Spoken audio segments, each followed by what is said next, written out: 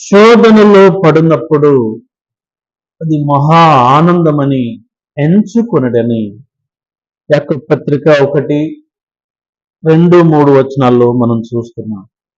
శోధనలో ఆనందించాలి, శోధన సహించాలి అని అదే యాకోబు 1:12లో మనం చూస్తున్నాం. శోధనలో ఆనందించాలి, శోధనలో సహించాలి, శోధనలో నిలవాలి. శోధనలో పడుతున్నప్పుడు ఆనందించాలి, శోధనలో పడుతున్నప్పుడు ఆ శోధనలో ప్రభు కొరకై సహించాలి, ఆ శోధనలో ప్రభు కొరకై నిలబడాలి. అప్పుడు శోధనకు నిలబడిన వాడై దేవుడు తన్ను ప్రేమించు వారికి వాగ్దానం చేసిన జీవ కిరీటము ఇచ్చును అనే సంగతులు అక్కడ మనం చూస్తుంటాం. కనుక కొన్నిసార్లు శోధనలు వస్తున్నప్పుడు భయపడుతుంటాము, జడుతూ ఉంటాము.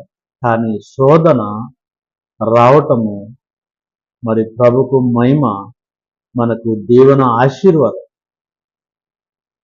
దానియేలు కూడా శోధన వచ్చింది. ఏం శోధన? ప్రార్థన శోధన వచ్చింది. ప్రార్థన చేస్తే తీసుకుపోయి సింహం బోర్లు వేయాలని ప్రార్థన శోధన ఆయనకు వచ్చింది. దానియేలు 6:10లో మనం చూస్తున్నాం. కానీ అట్టి శాసనము చేయబడిందని ఆయన ఎరిగినప్పటికీ దినమునకు 3 సార్లు ప్రభు సన్నిధిలో చేరి అతడు ప్రార్థన చేస్తుంటున్నాడు. అయినా శోధన వచ్చింది, ఆయన తీసుకుని వెళ్ళి సింహబోన్లో వేశారు. కానీ తన ప్రార్థన ఆయన మరువలేదు. దేవుడు తన యథార్థతను, ఆయన నిర్దోషత్వాన్ని చూసి సింహాల నోళ్లను మూయించాడు. దానియేలుకు ఏ ఆటంకం లేకుండా అద్భుతంగా అతన్ని కాపాడినట్లు మరి దానియేలు గ్రంథం 6:21, 22 వచనాల్లో మనం చూస్తాం. దానియేలు గ్రంథము 6వ అధ్యాయం 21, 22 వచనాల్లో మనం చూస్తాం. దానియేలును అద్భుతంగా దేవుడు కాపాడినాడు.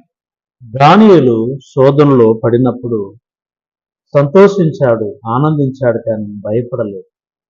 ఆ శోధనను సహించాడు, ఆ శోధనను ఈచాడు, శోధనను జయించాడు, దేవుని కొరకు నిలబడ్డాడు.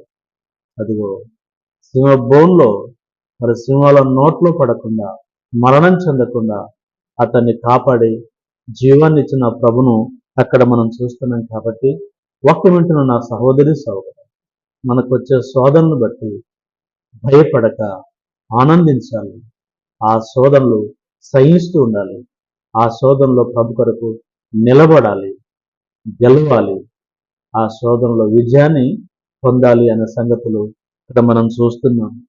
దానియేలు శోధింపబడిన విడుదల పొందాడు. మరి మరొక